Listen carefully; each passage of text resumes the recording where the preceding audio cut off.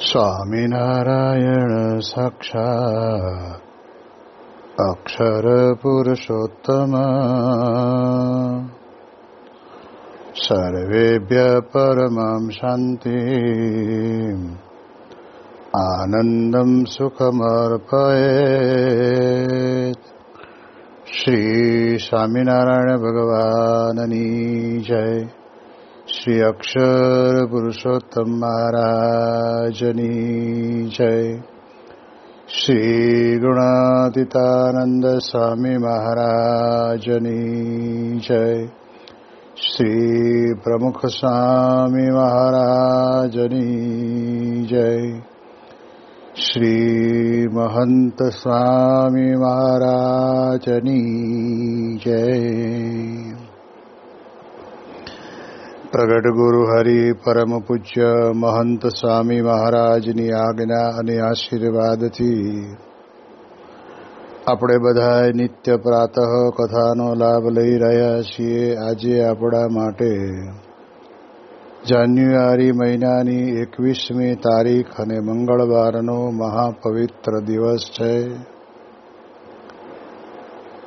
અરે 1432મી સભા થાય છે. અરે કહત હૈ સહજાનંદ એ વિષય ઉપર 1083મો દિવસ થાય છે. વચનામૃત ગઢડા પ્રથમ પ્રકરણના 62ના વચનામૃતમાં મહારાજ પોતે ભગવાનના સ્વરૂપને વિશે રહેલા કલ્યાણકારી 39 પ્રકારના જે ગુણ એ સંતને વિશે કેવી રીતે આવે એનો એક સુંદર માર્ગ આપણને બતાવે છે. જેના માટે મહારાજે વચનામૃત ગઢડા પ્રથમ પ્રકરણના 31નામાં કહ્યું છે કે નિશ્ચય વડે કરીને જ વ્યક્તિની મોટપ છે. અને જેમ છે તેમ યથાર્થ ભગવાનના સ્વરૂપનો નિશ્ચય થયો હોય તો પછી બધી જ પ્રકારના કલ્યાણકારી ગુણો એમાં આવી જાય છે. જેમ આપણે જાણીએ છીએ કે જ્યારે ભગવાનની મહાપૂજા કરીએ છીએ ત્યારે જે શ્રી કળશ હોય અને જેની ઉપર નાગરવેલના પાન મૂકેલા હોય અને ઉપર શ્રીફળ રાખેલું હોય, પણ જ્યારે એને કળશની વિધિના જે શ્લોકો બોલવામાં આવે એના કારણે કરીને તમામ નદીઓના પવિત્ર જળ અને તમામ સમુદ્રની અંદર સંમેલિત થયેલી નદીઓના પવિત્ર જળ એ કળશને વિશે આવી જાય છે. અને પછી આપણે એ કળશમાંથી રહેલું જે પ્રાસાદિક જળ છે એને આપણે આપણા શરીર ઉપર આ પ્રમાણે કહે છે કે છંટકાવ કરી અને પૂજાપાના સામાનને પણ પવિત્ર કરીએ છીએ. એમ ભગવાનમાં કલ્યાણકારી ગુણો રહ્યા છે. એ ગુણોને આપણા જીવનની અંદર લાવવા હોય તો ભગવાનના સ્વરૂપનો યથાર્થ નિશ્ચય, અને નિશ્ચયની અંદર આપણને ભગવાન સ્વામિનારાયણ કહે છે કે કાળ જેવા ન જાણે, કર્મ જેવા ન જાણે, સ્વભાવ જેવા ન જાણે, માયા જેવા ન જાણે, પુરુષ જેવા ન જાણે, અને સર્વ થકી ભગવાનને જુદા જાણે ને સર્વના નિયંતા જાણે. આ બધા જ પ્રકારના જે કંઈ લક્ષણો બતાવ્યા છે એ પ્રકારે આપણે ભગવાનના સ્વરૂપને સમજવાનો પ્રયત્ન કરો અને એવો નિશ્ચય કરી દેવો જેની અંદર મહારાજ આપણને બધી વાત કરતા કહે છે કે ભગવાન સર્વ થકી જુદા જાણે અને સર્વના નિયંતા જાણે. આપણે જાણીએ છીએ કે આ લોકની અંદર બધી જ પ્રકારનું તંત્ર ચાલતું હોય છે, પણ એનું નિયમન કરનાર તો કોક હોય ને. જ્યારે 2014ની સાલમાં ગુરુહરિ મહંત સ્વામી મહારાજની સાથે અમેરિકાના વિચરણની અંદર જવાનું થયું ત્યારે લંડનથી પહેલાં અમે ડલાસ ગયા. અને ડલાસનું એરપોર્ટ એટલું બધું મોટું છે કે જે ટર્મિનલ પહોંચવા માટે થઈને ત્યાં આગળ એ પ્રમાણે મેટ્રો ટ્રેનની વ્યવસ્થા કરેલી હોય છે. એટલે અમે ત્યાં ઊભા હતા અને ત્યાં તે વખતના સમયની અંદર મેટ્રો ટ્રેન આવી, પણ એની અંદર કોઈ સંચાલન કરનાર નહોતો. અને એ પ્રમાણે યોગ્ય જગ્યા પર ઊભી રહ્યા પછી અમે અંદર બેસી ગયા પછી ઓટોમેટિક દરવાજા બંધ થયા પછી ટ્રેન ઉપડી અને જ્યાં જે ટર્મિનલ ઉપર અમારે જવાનું હતું ત્યાં અમને લઈ ગયા અને ત્યાં ઊભી રહી. ત્યાં પણ કોઈ એનો ડ્રાઈવર કે એવું કંઈ દેખાતું નહોતું. અને ત્યારે તે વખતે ત્યાંના એક હરિભક્તને પ્રશ્ન પૂછ્યો કે આનું સંચાલન ક્યાંથી થાય, આ કેવી રીતે ચાલે? એ કે સ્વામી, ભલે તમને એનું સંચાલન કરનારો ડ્રાઈવર નથી દેખાતો, પણ એક કેબિનની અંદર બેઠા બેઠા એ સીસીટીવી કેમેરા વડે કરીને અને કોમ્પ્યુટરની ઇલેક્ટ્રોનિક સાધનો વડે કરીને અને ક્યાં ઊભી રાખવી ને ક્યાં લઈ જવી, એના દરવાજા સમયસર બંધ થવા, સમયસર ખુલવા, એ બધાનું સંચાલન એક જગ્યાએ બેઠો બેઠો એક વ્યક્તિ કરે છે. તો આપણને માણસનું બનાવેલું આ તંત્ર પણ આપણને સમજાય એવું નથી કે માણસ એ ટ્રેનના અગ્રભાગની અંદર ડ્રાઈવર તરીકે બેઠો નથી, પણ એનું નિયમન તો એક જગ્યા ઉપરથી થઈ રહ્યું છે એ આપણને દેખાય. એવી જ રીતે આપણે જાણીએ છીએ કે આકાશની અંદર જે બધા પ્લેન ઉડે છે, તો પ્લેનને પણ કહેવાય છે કે જે એરપોર્ટની સાથેનો જ્યાંથી નીકળવાનું થયું ત્યાંથી ત્યાંના એરપોર્ટના ઓથોરિટી સાથે, એના માણસો સાથે એક કનેક્શન ચાલુ જ હોય. કેટલી ગતિની અંદર જાય છે, કેવું જાય છે, અને એ પ્રમાણે સેટેલાઇટથી એને દેખાતું હોવું જોઈએ. અને જ્યારે જે એરપોર્ટ ઉપર ઉતરવાનું છે ત્યાં પણ એને દેખાય. તો આપણે વિચાર કરીએ કે આટલું બધું ઊંચું ઉડવાવાળું આ પ્લેન, અને એની અંદર પ્લેનનું સંચાલન તો અહીંયા આગળ બેઠો બેઠો માણસ કરે છે, પણ એરપોર્ટ ઉપર પણ એના એ પ્રમાણેના યંત્રો ગોઠવેલા હોય, એના કારણે કરીને ત્યાં પણ એકબીજાની સાથે કોઓર્ડિનેશન થાય અને મેસેજ પણ એકબીજાને મોકલી શકે. તો હવે આપણે સમજી શકીએ છીએ કે એનું નિયંત્રણ છે. આપણે ઘણી વખત સાંભળ્યું છે કે કોઈ એરપોર્ટ ઉપરથી નીકળેલું પ્લેન એ પછી દેખાતું બંધ થઈ ગયું એટલે સમજી લેવાનું કે હવે એ પોતે આકાશની અંદર ઉડતું નથી, પણ ભાંગી તૂટીને નીચે પડી ગયેલું છે અને એક્સિડન્ટ થયેલો છે. એ કદાચ પ્લેન પેટ્રોલ અંદર ભરેલું હોય એટલે એના કારણે કરીને આગ પણ લાગી હોય, પણ રડારની અંદર દેખાતું બંધ થાય એટલે ટેન્શનનો વિષય આવી જાય. તો આપણે જાણીએ છીએ કે નિયંત્રણ બહુ મહત્વનું છે. તો એમ આ લોકની અંદર પણ આપણા બધાનું નિયંત્રણ આ પ્રમાણે કહેવાય છે કે એ ભગવાન પોતે કરે છે. એવું આપણે વાસ્તવિક છે અને માનવાનું છે. વાસ્તવિક ન હોય અને પરાણે મનાવવાની કોઈ વાત નથી, એ તો આપણે જાણીએ છીએ.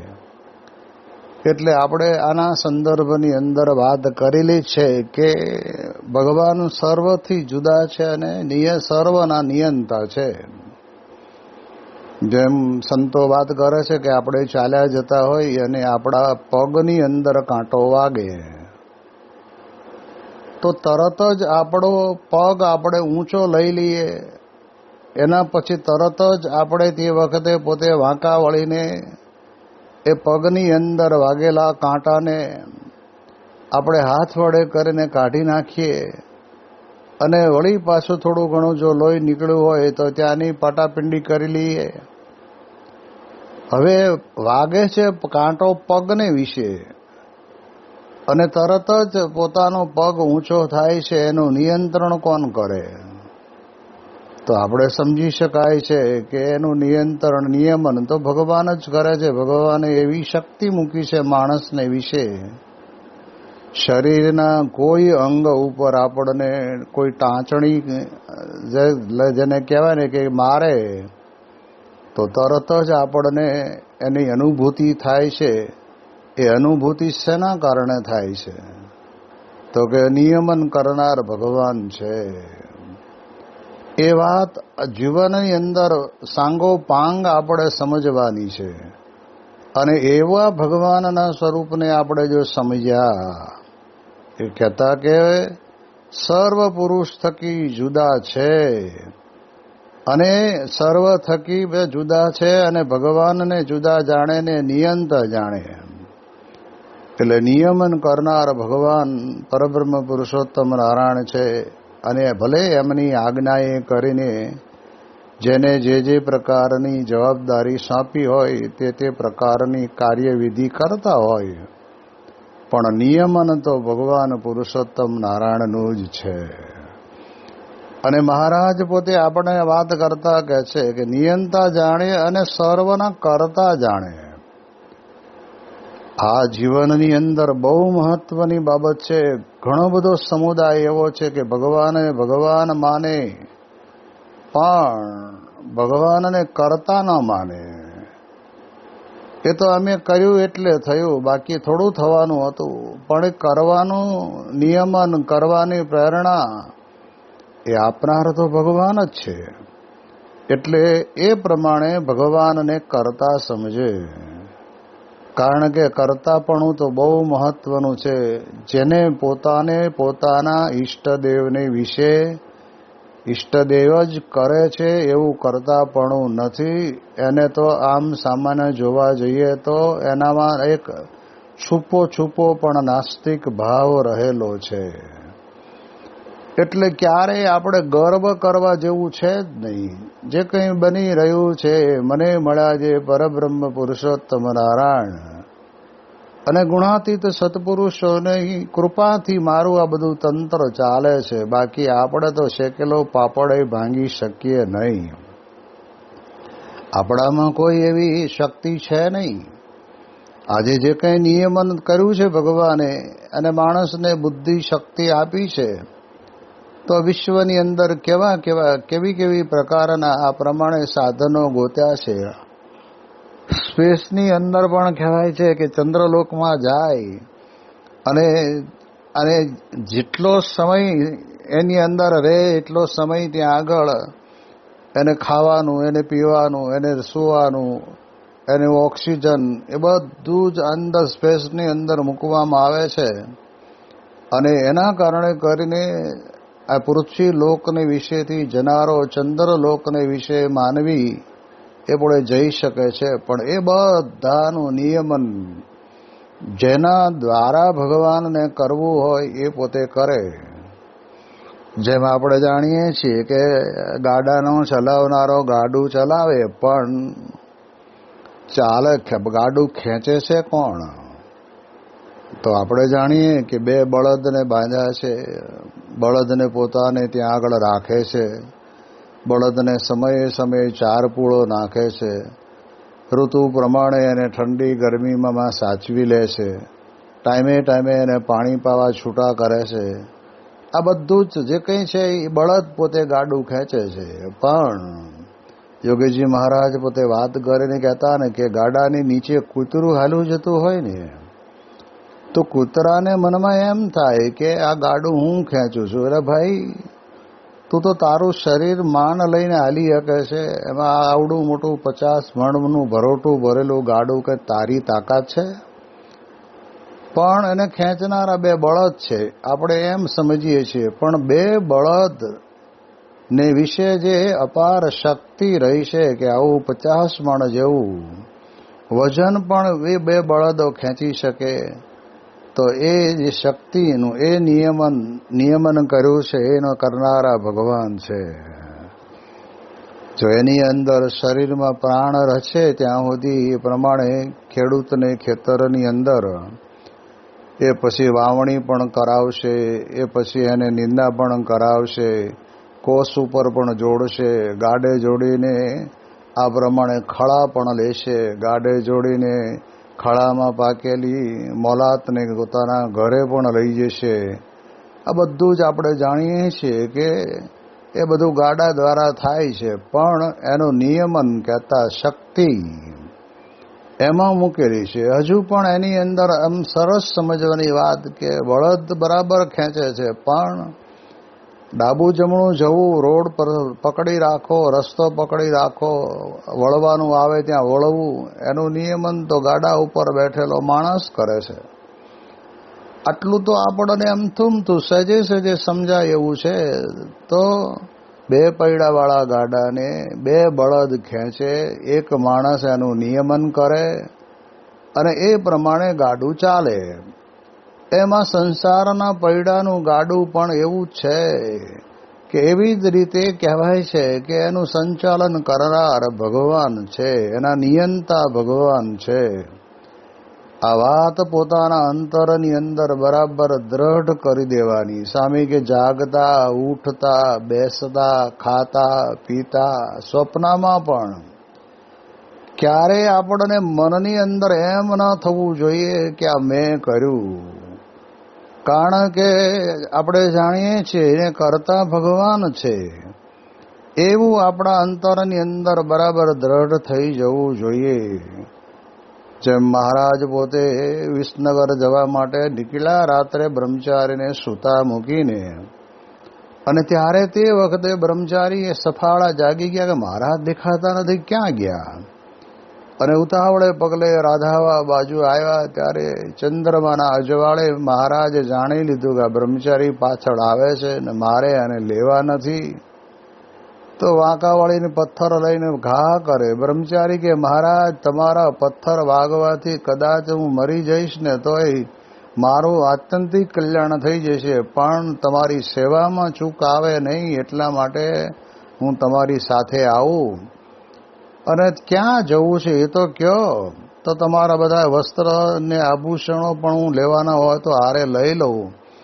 અને ત્યારે તે વખતના સમયની અંદર મહારાજ કે અમારે તો વિસનગર જવું છે. અને બ્રહ્મચારીને ખબર હતી કે વિસનગરની અંદર રહેનારો સુબો છે એ સ્વામિનારાયણ ભગવાનને પણ જો હાથમાં આવે ને તો પકડીને સત્સંગીઓને કેદમાં પૂરે તડકે ઊભા રાખે એમ ઊભા રાખવું, એવું એના મનની અંદર હતું. એટલે બ્રહ્મચારી કહ્યું મહારાજ પણ આપણે એકલા જઈએ ન ચાલે, સાથે આપણે થોડા કાઠી દરબારોને લઈ લઈએ અને ત્યાં જઈએ, પણ ત્યાં જવા માટે જોખમ તો છે. અને ત્યારે તે વખતના સમયની અંદર ભગવાન સ્વામિનારાયણે પોતે ત્યાં આગળ બ્રહ્મચારીને કહ્યું કે આ ઝાડના પાંદડા હલે છે, એને કોણ હલાવે? અને ત્યારે બ્રહ્મચારી કે મહારાજ એને તો પવન હલાવે ને, કારણ કે પવન પડી જાય તો પાંદડા હલતા બંધ થઈ જાય.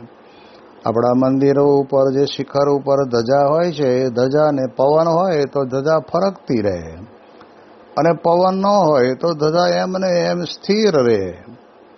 એટલે પવન હલાવે એ આપણને દેખાય છે, પવન આવ્યો એની ખબર પડે. ધજા હલે, પૂંછડી પટપટાવે અને એમના ધજા ફરકતી રહે તો સમજી લેવાનું કે પવન છે.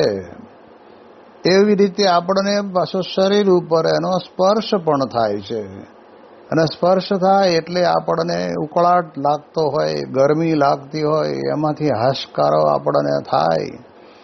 હાશ, પવન આવ્યો, સારું થયું. દેખાતો નથી પવન, પણ હલાવે છે એને પવનને, એટલે ધજાની પૂંછડીને તો પવન હલાવે છે. એમ પાંદડાને ભગવાનને મૂળજી બ્રહ્મચારી કે મહારાજે પવન હલાવે છે. ત્યારે મહારાજે ધીરે રહીને કીધું કે પવનને કોણ હલાવે? હવે આ મુદ્દો છે ને દરેક વ્યક્તિએ, ભલે અન્ય સંપ્રદાયમાં રહેતો હોય, પોતાના ઈષ્ટદેવને પોતે માનતો હોય, પણ એને એમ સમજવાનું કે મારા ઈષ્ટદેવનું કર્યું જ સર્વે થાય છે. એ વિના શક્ય જ નથી અને બનતું પણ નથી. એટલે અહીંયા આગળ ભગવાનને કરતાપણાની જે વાત છે ને એ બહુ મહત્વની છે. ગુણાતીતાનંદ સ્વામી પોતે જૂનાગઢની અંદર આ પ્રમાણે કહેવાય છે કે ગામડે વિચરણમાં જતા હશે, રસ્તાની અંદર શિયાળાની ઋતુ, સરસ મજાના હરિયાળા ઘઉં, એક એક વેંત જેટલી ડુંડી તૈયાર થયેલી, હિલોળા લેતા હતા ને ત્યારે સામે ઓલા કોષ ચલાવનારા એક ખેડૂતને કીધું કે ભાઈ ઘઉં બહુ સારા થયા હો તમારા.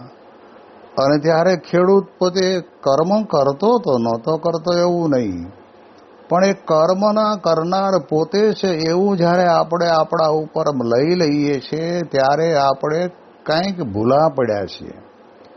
તો ખેડૂતે કીધું કે ન થાય, સવારમાં વહેલા 4 વાગે ઉઠીને રાતના 10 વાગ્યા સુધી કોષ ચલાવીએ છીએ.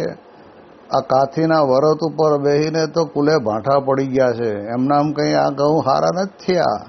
એ શિયાળાની કડકડતી ઋતુમાં એક જણાને પાણતિયાને પાણી વાળવા રહેવું પડે, એ ઠંડા પાણીની અંદર ભરાઈને ધોરિયાનું નાકું દબાવવું પડે. એટલે ગુણાતીતાનંદ સ્વામી તરત જ તે વખતે કંઈ બોલ્યા નહીં, પણ સ્વામી સમજી ગયા કે જીવ પ્રાણી માત્ર ને પોતાને મનમાં એમ જ થાય છે કે આપણે જ કરતા છીએ. એટલે સ્વામી બોલ્યા વગર તો નીકળી ગયા. પણ પછી જ્યારે સ્વામી પાછા એ માર્ગે આવ્યા ત્યારે કોષ છૂટી ગયેલા અને ખેડૂત લમણે હાથ દઈને બેઠેલો. અને ત્યારે તે વખતે સ્વામી પણ ખેતીવાડીમાં પારંગત હતા. એટલે એમને ખબર પડી કે આમાં ગેરું આવ્યો છે. એટલે સ્વામીએ ધીરે રહીને કીધું, ભગત આ કેમ આવું થયું, ગેરું આવ્યો કે શું કરીએ, તો ઉપર વાળાની ઈચ્છા હોય એમ થાય ને. એટલે આપણું કરતાપણાનું કેવું છે કે સારું થયું હોય તો આપણે કર્યું ને બગડ્યું તો ભગવાને બગાડ્યું. આપણે ગયે વર્ષે વરસાદ બહુ પડ્યો, છેલ્લે પણ બહુ પડ્યો, ત્યારે તે વખતે ઘણા બધા વિસ્તારોની અંદર ભયંકર નુકસાન થયું. તો પડતો નહોતો ત્યારે કે ભગવાન હવે દયા કરીને વરસાદને પાડો, અને જ્યારે પડે ત્યારે કે હવે ભગવાન દયા કરીને બંધ કરો. આટલું તો માણસ બોલે છે, પણ અંતરની અંદર એ જ ભગવાન કરતા હરતા છે એવો નિશ્ચય અંતરની અંદર થતો નથી. જેના માટે મહારાજ ગરડા પ્રથમ પ્રકરણના 27ના વચનામૃતની અંદર કહે છે કે જેના રાખ્યા આકાશને વિશે અધર જળ રહ્યા છે. હવે પાણીની ટીપું હાથમાં લઈને આમ કરો ને તોય નીચે પડી જતા વાર લાગે નહીં. અને બદલે કેટલું બધું જબરજસ્ત પાણી વિશાળ પ્રમાણની અંદર આકાશની અંદર વાદળોની અંદર ભરી રાખ્યું છે. અને ભગવાનની ઈચ્છા હોય ને ત્યારે પછી પડે. તો આપણે જાણીએ છીએ કે ઇન્દ્રદેવ વરસાદ વરસાવે, વરુણ વરસાવે, તો એ બરાબર છે, પણ ભગવાને એને જવાબદારી સોંપી છે. પણ ભગવાનનો ઓર્ડર ન ફાટે ને ત્યાં સુધી એનું કાંઈ તંત્ર ચાલે નહીં. અમદાવાદથી નીકળેલી આશ્રમ એક્સપ્રેસની ટ્રેન બીજે ક્યાંય ઊભી ન રહેતી હોય ને મહેસાણા ઊભી રહેવાની હોય, તો આપણે જાણીએ છીએ કે અમદાવાદથી નીકળેલી ટ્રેનનો મેસેજ મહેસાણા રેલવે સ્ટેશન ઉપર એના યાંત્રિક વડે કરીને આવી જાય કે ભાઈ હવે ટ્રેન છૂટી ગઈ છે અને આટલા સમયની અંદર તમારે ત્યાં ટ્રેન આવશે. અને જ્યારે ટ્રેન આવે ત્યારે તે વખતે ટ્રેન રેલવે સ્ટેશન ઉપર ઊભી રહે, તો આપણે જાણીએ છીએ કે નીકળી છે એની ખબર એના મેસેજ દ્વારા પડે છે. અને અહીંથી પાછી ઊભી રહીને ઉપડે એટલે વળી પાછી પાલનપુર કે આબુ રોડ જ્યાં ઊભી રહેવાની હોય ત્યાં આગળ ઊભી રહે એટલે ત્યાં મેસેજ પહોંચે. ટ્રેનનો લઈ જનારો તો એ ડ્રાઈવર પોતે રેલના પાટા ઉપર ગાડી દોડાવતો હોય છે, પણ સામે સ્ટેશને એને પરમિશન મળે કે ભાઈ તમે આવો અને આ નંબરના પ્લેટફોર્મ ઉપર આ ટ્રેન ઊભી રહેવાની છે.